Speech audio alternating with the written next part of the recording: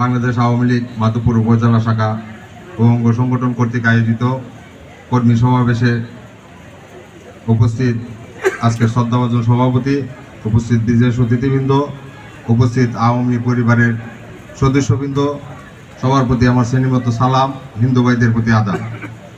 আমি আসলে বক্তব্য বেশি জোরালো বক্তব্য জানি না, গুছায় গেছে ঠিকভাবে কথা কইতাম পারতাম না, কিন্তু আমার দুই চারটা অভিজ্ঞতার কথা আপনারা কই আমার বক্তব্য আমি শেষ করে নেব।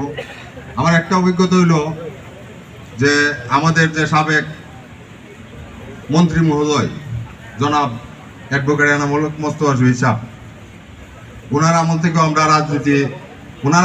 রাজনীতি করি। মূলত এই সময় আমরা ছাত্র, 91-তে যখন নির্বাচন তখন আমরা ছাত্র, ইন্টারমিডিয়েটের ছাত্র।